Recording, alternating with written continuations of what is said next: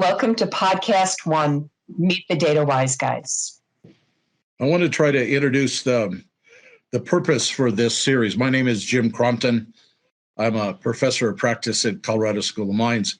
And the panel that you're going to meet today is members of the PPDM Education Advisory Committee. And through discussions over the last couple of months, we felt that there was a need for a complement, something to extra within the PPDM's educational outreach. There's the excellent, series of in-classroom talks about all of the different standards, et cetera, and that's important. We wanted to overlay all of that, a podcast series that talked about some of the more strategic issues, some of the more value issues with regard to that. So this is the first of a series of podcasts with three wise guys plus one that you'll meet. And we really wanted to have a conversation with our professional data management community about some of these important topics and seek your feedback. So we look forward to talking with you over 4 or 5 different episodes of this podcast.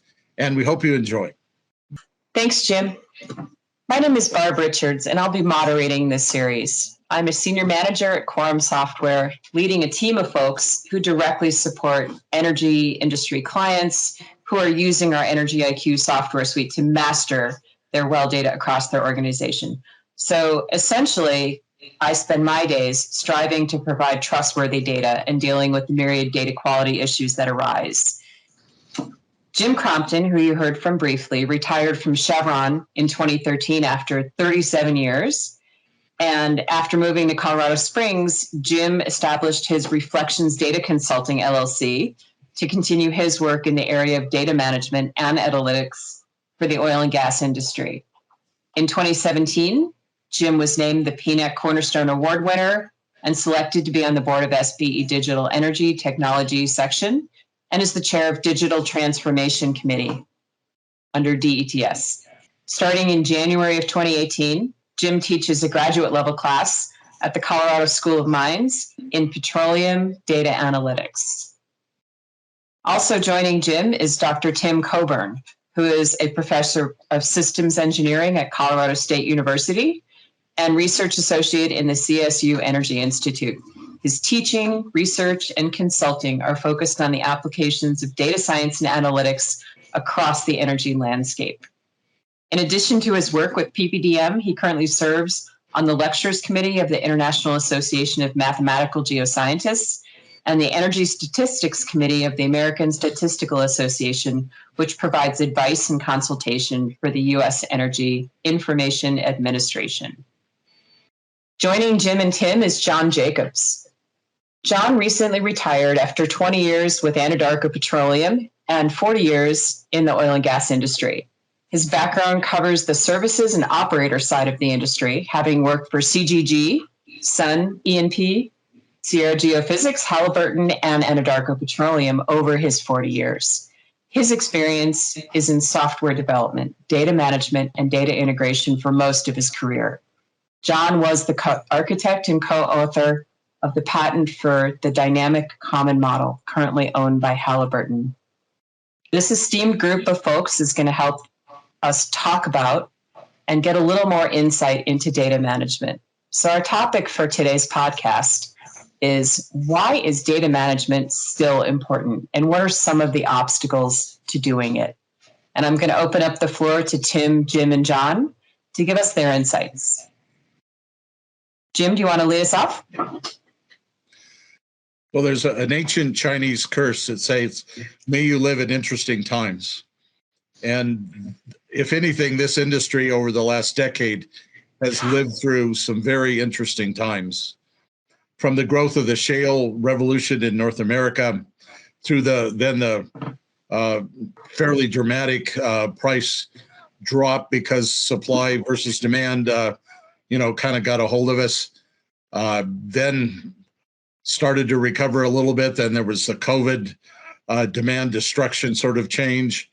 And as we slowly try to recover from all of that, we're getting actually a place where demand is greater than supply. So in less than 3 or 4 years, we flipped 180 degrees. And now everybody wants to talk about the energy transition, and not only, what is happening with the role of fossil fuels in that, but the role of renewables and the new forms of energy. So, I don't know how many times your head can whipsaw in 10 years, but we've certainly tested out our resilience to all of this.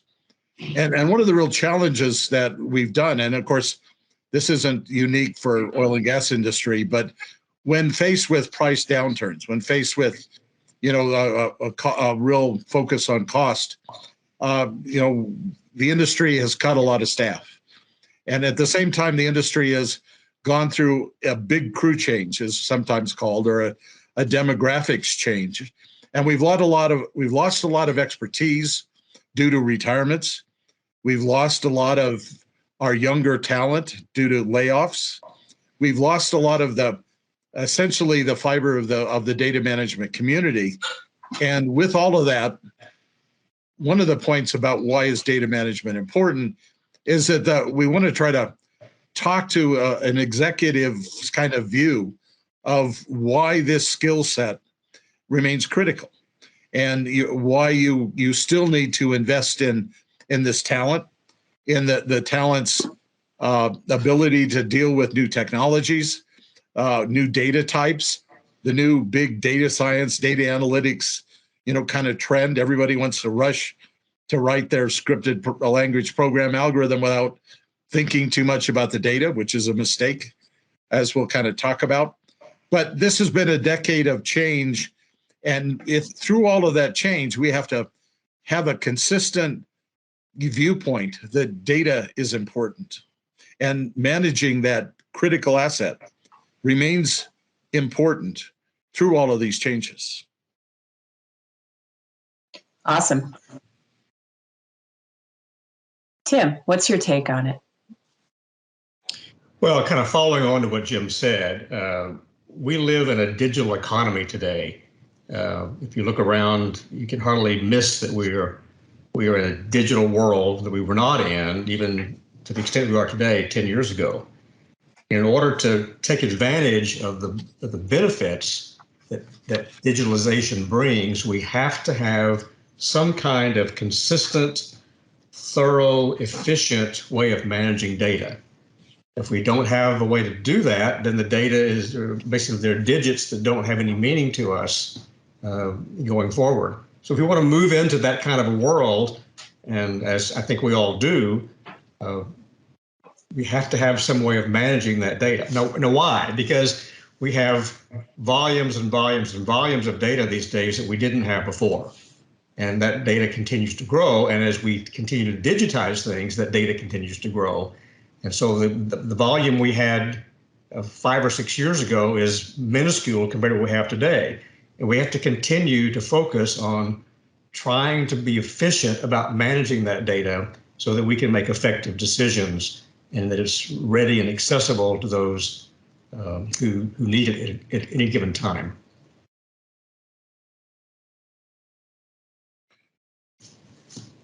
John, what would you add?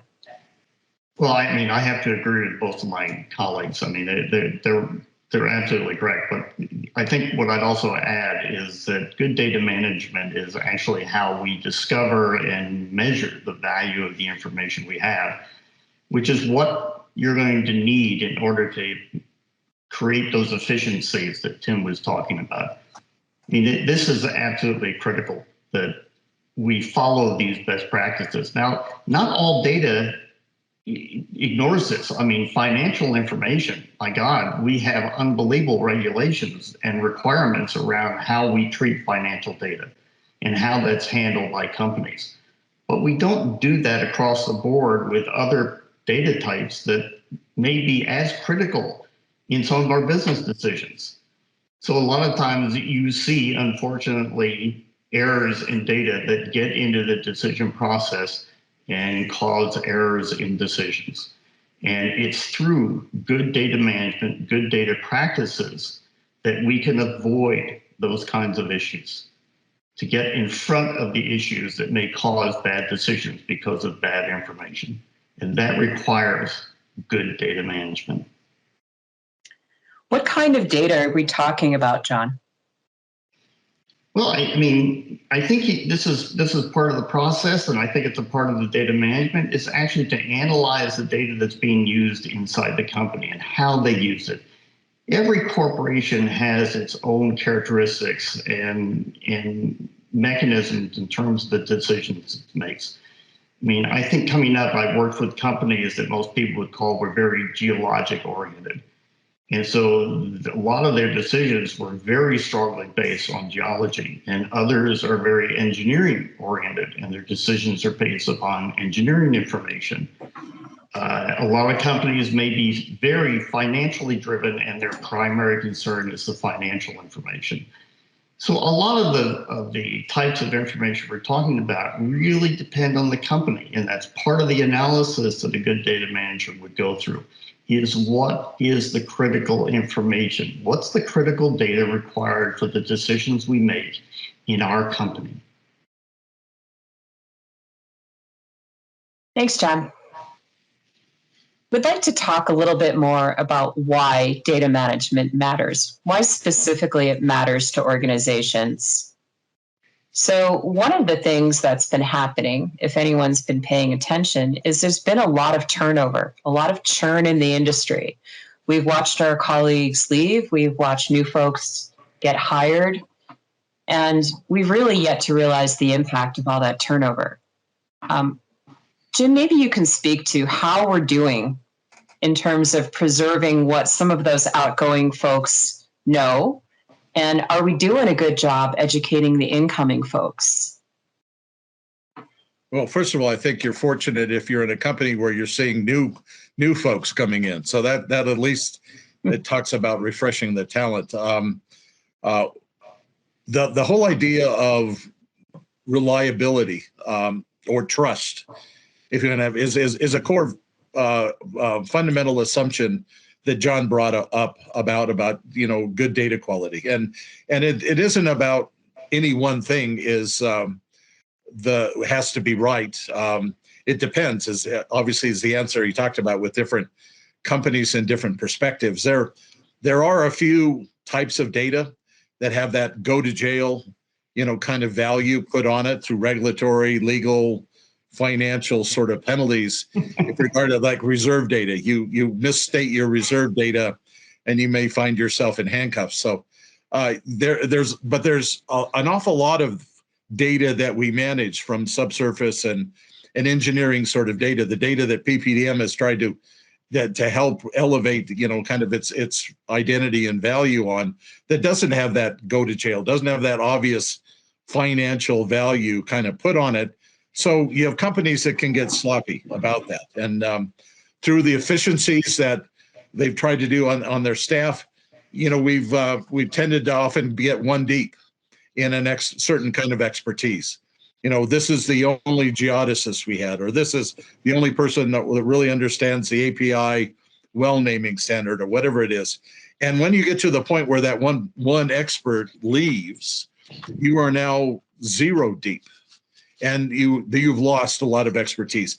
It's easy if you've got 4 people and one of them leaves and you bring another person in and you've got formal training, you've got mentoring, you've got a lot of sort of things. But when the last person leaves and someone has to pick up, whatever that task might be, I think there's a much, much larger training challenge with regard to that. Where do they pick up that kind of information? Well, fortunately, one place is a data management community like PPDM, where you can reach out outside your company and get some of that advice. But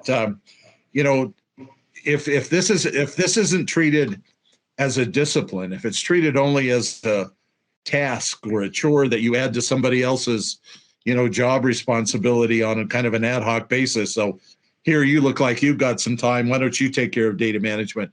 That kind of informal thing goes on all the time. And we know we've survived in a lot of different ways where the technician was the only person who really cared about the data quality for the drilling data coming into the company. That person leaves, gets promoted, whatever. And all of a sudden, where is that stuff? It's on a spreadsheet that somebody lost. And and how you put all that stuff together. So trust in data requires a consistent commitment, and training as a professional, not as a, oh, here, you know, this is your job now, is really required. Right. I heard a story from a client several months ago about finding a drawer full of diskettes with directional surveys on them. Lord knows where they were from when they were done, what the quality of those are, or do they already exist in the system under another name?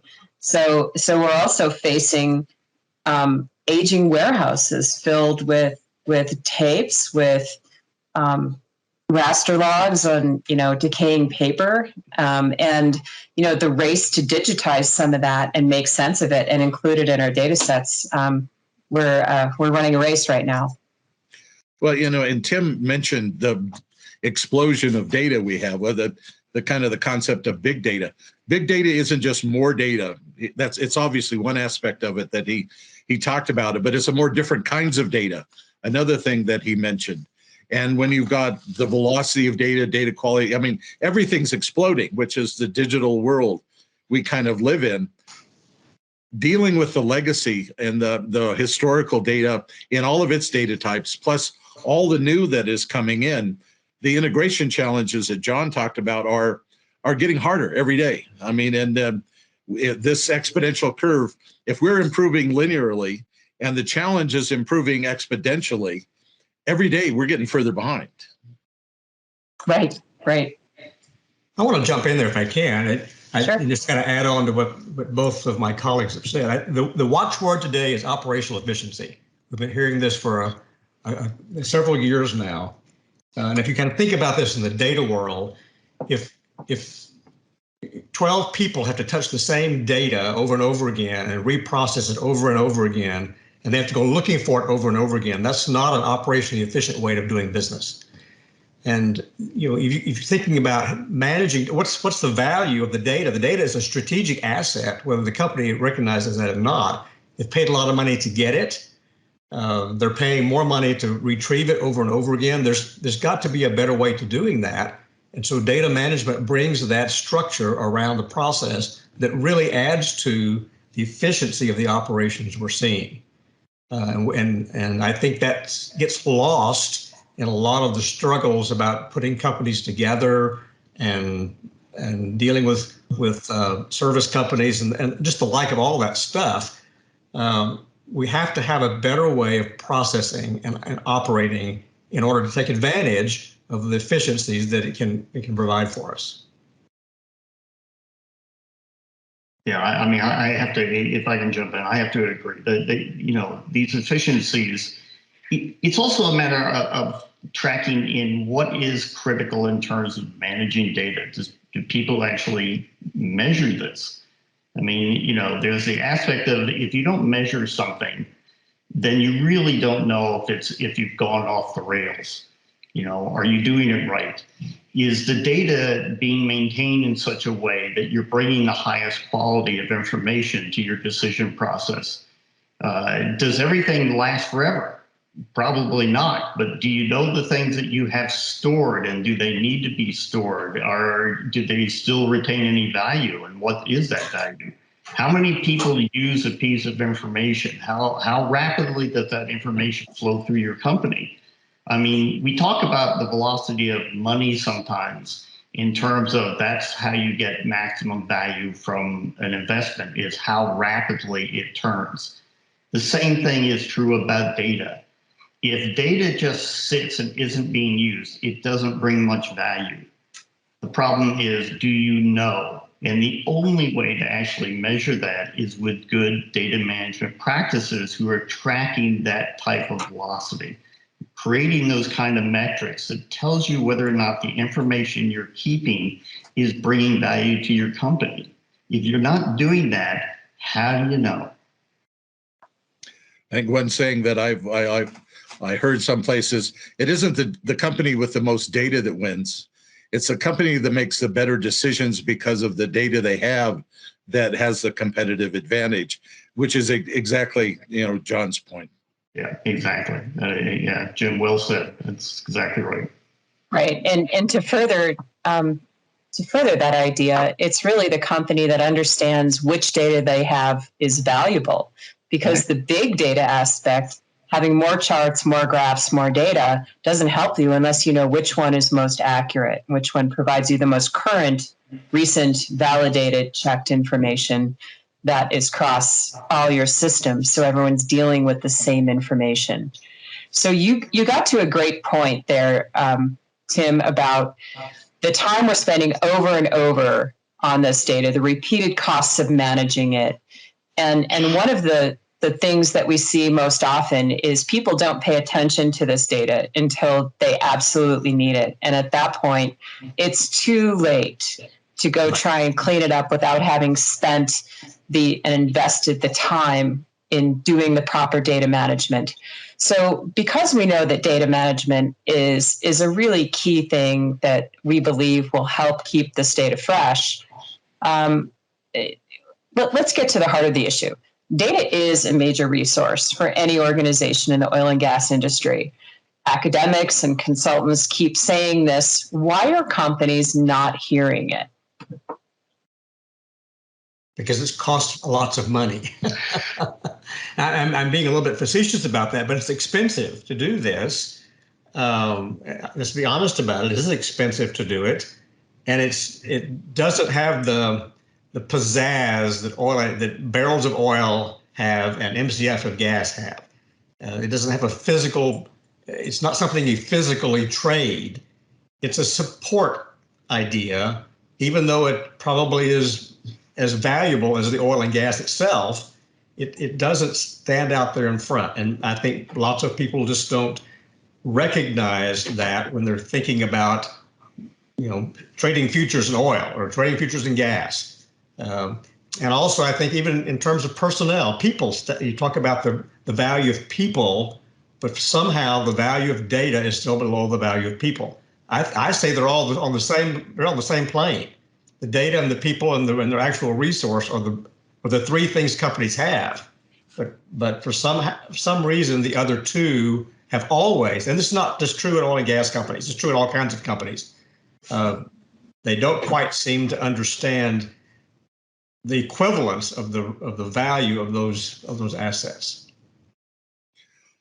I just want to add 2 points to Tim's kind of context there. First of all, the data community is a quieter voice, as he kind of talked about, and we've been out marketed by the tech folks in terms of what is sexy, what is the cool stuff with regard to that. So you get promoted if you do new tech. You just maybe get a pat on the back or a kick in the backside if you're managing data with regard to the support for that. And the second point is that we've also done ourselves a disservice because we've hidden some of these problems from management. I can remember so many times there was a position in most oil companies called planning engineer, and they're the ones that are supposed to put all the data together for the weekly management report or production report or whatever it is. And the Monday morning meeting, the data always looks good. The graphs always look good. The dashboard's always done when management walks in the door and they do the rest of that. The poor planning engineer who's trying to get a promotion, he didn't tell him he spent the last 36 hours wrestling with all of these data sources, trying to work on them through a spreadsheet to normalize some of the things that aren't normal, to do a last minute 11th hour data quality kind of check and get rid of the outliers or whatever it is.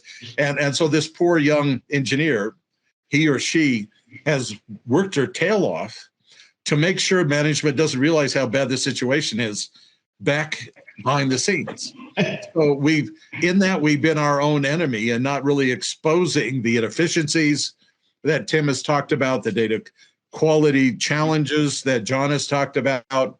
And we need to be more upfront. And I think that's one of the reasons for this podcast is to be a little bit more transparent, maybe a little bit more brutally honest about the cost of not doing this right. I mean, Tim is right. It costs a lot. And it particularly costs a lot to bring the historical legacy up to modern standards. That is a cost we always kind of face and go, oh my God, that's too much.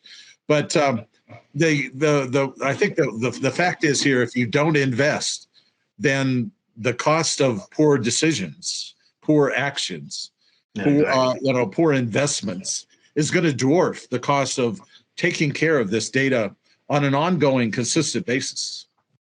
Right. Yeah, and we've seen so many examples of this where companies, they wait until an issue arises before they recognize they have an issue with the data.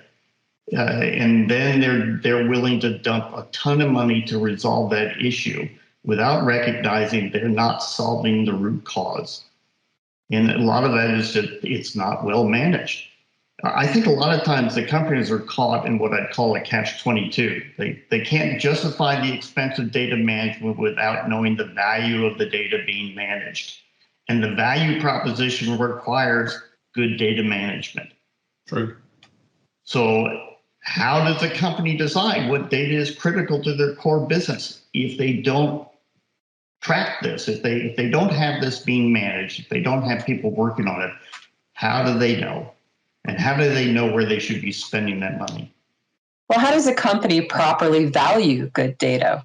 What's the business case for that? Do we look to the disasters that have happened out there because of bad data and talk about the negative or punitive consequences like we do with, bad financial or reserve reporting? How do we get there? Well, I mean, sorry to jump in, but I think part of the problem is that we've done that so many times. It really hasn't taught anybody anything, apparently. We keep learning that lesson over and over again, and yet it doesn't seem to change that value proposition for data management.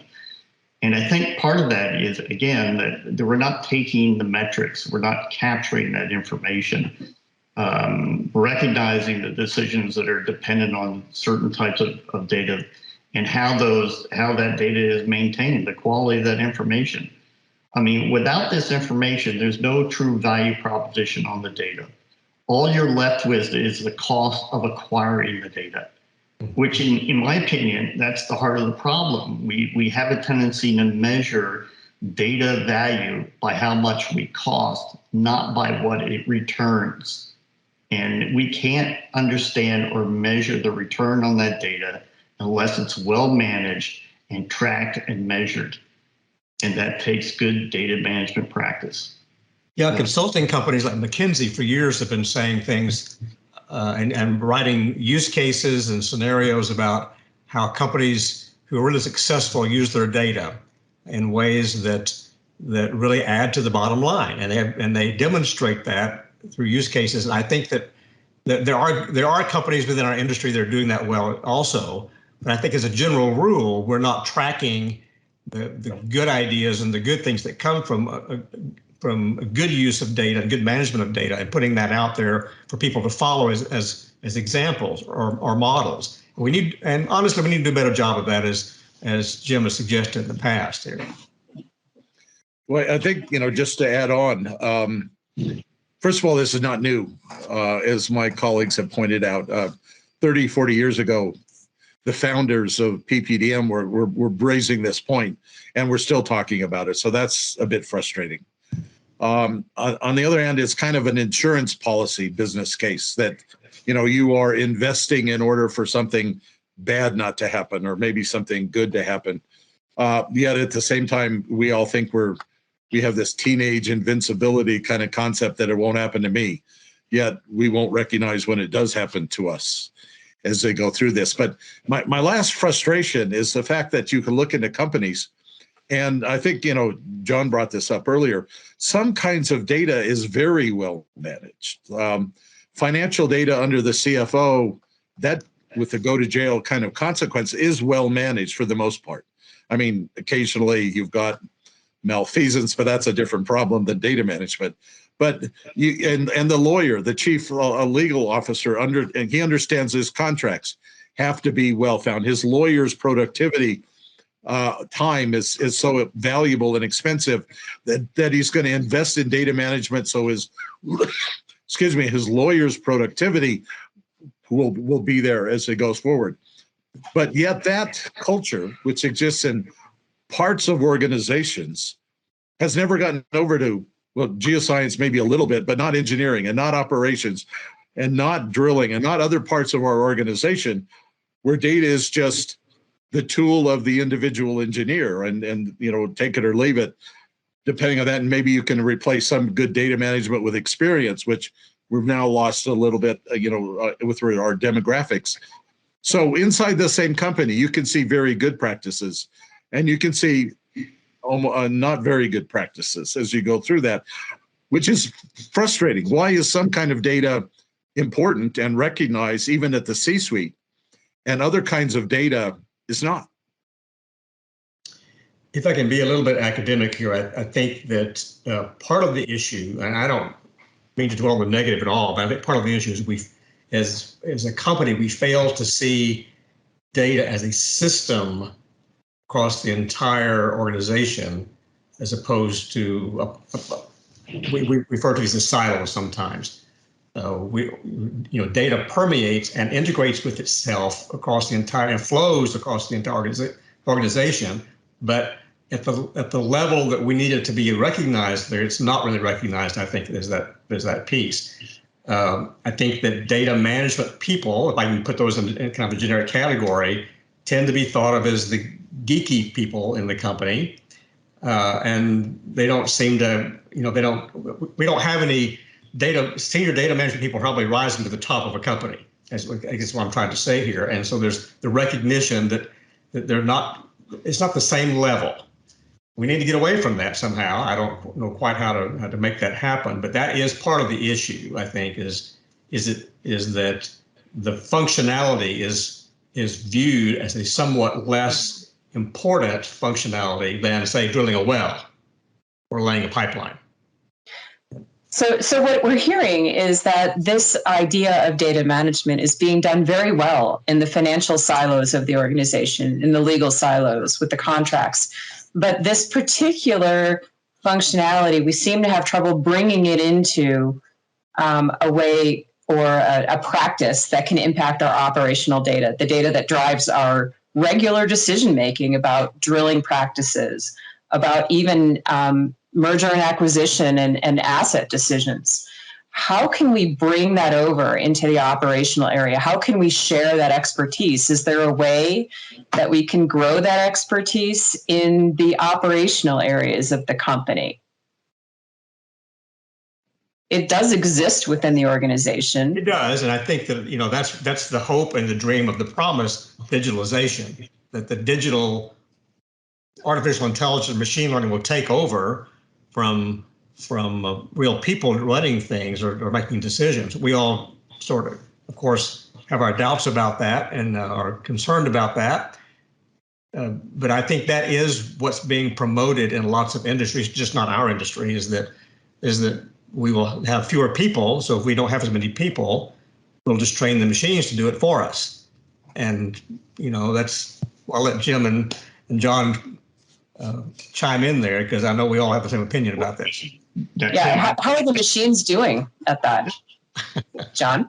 Tim, I agree with you, and there again, I think this goes back to some of the comments that were made earlier about the technology is where all the sex appeal is, and data management sort of just falls by the wayside, because the reality is it's just the fuel. Everybody does. When you buy a car, it runs on gas, and maybe whether it runs on regular or premium, but that's not what really concerns you, right? You may love the performance of your vehicle, but just as long as you can get to the pump and fill it up, do you really care how it got there? You probably don't.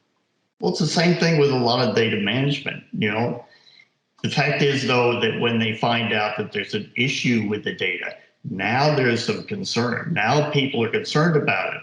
But what did it require for them to go in and find that? And is artificial intelligence really going to resolve that? Because they're working on that same information.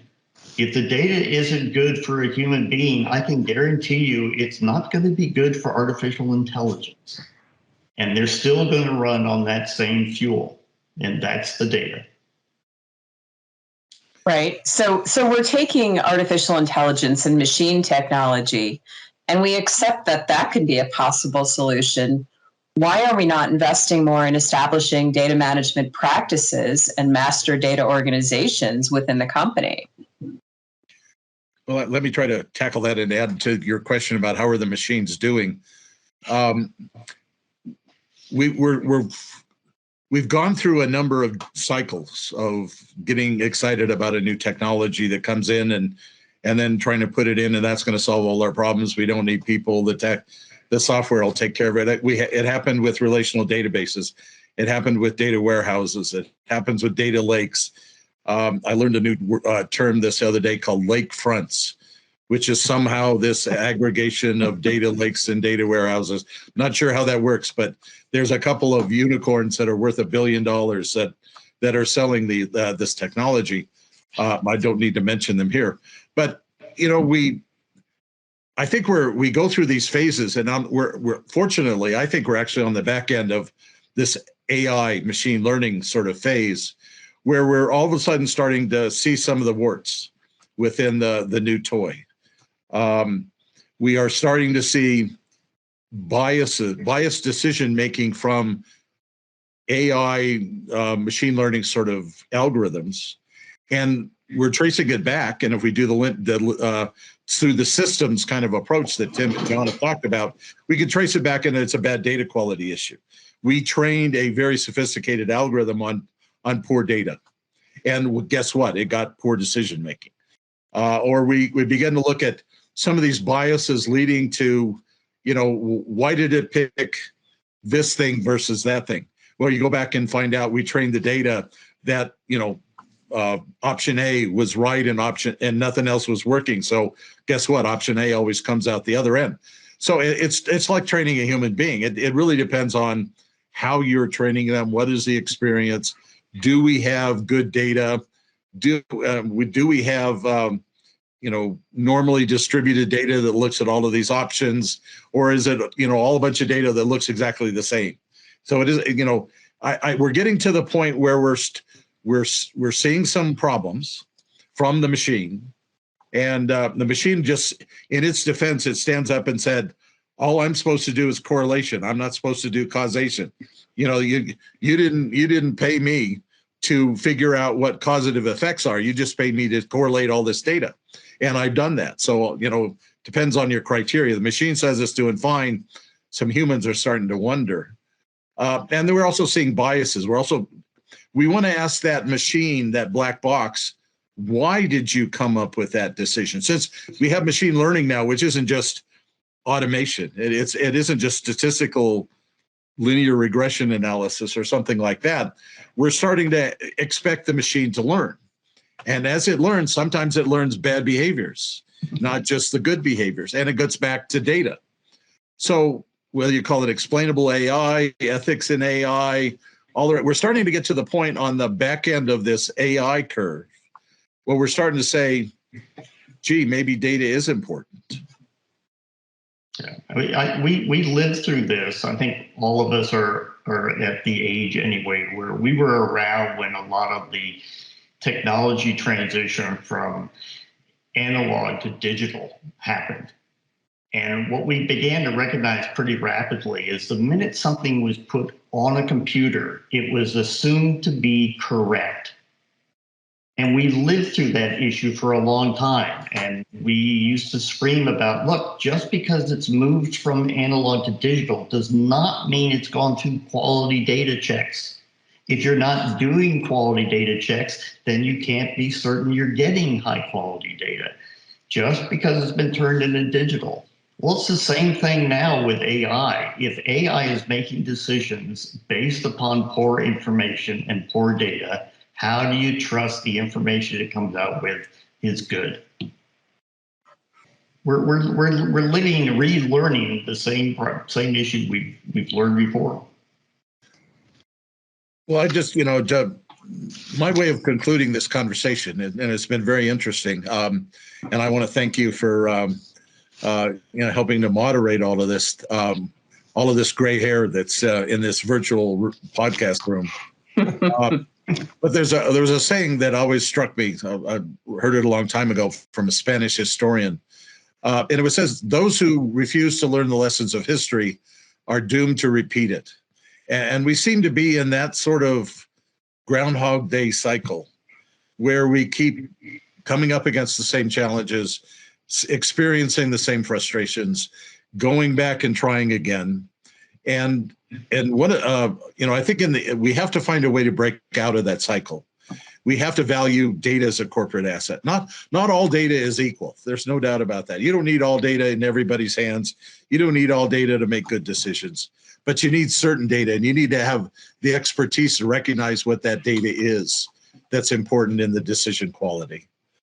So that would be my plea to any executives listening to the podcast, is we need to break out of the cycle, because this is an expensive do loop that I'm an old Fortran programmer. This is an expensive do loop that we've got ourselves caught up on, and it's not helping the industry.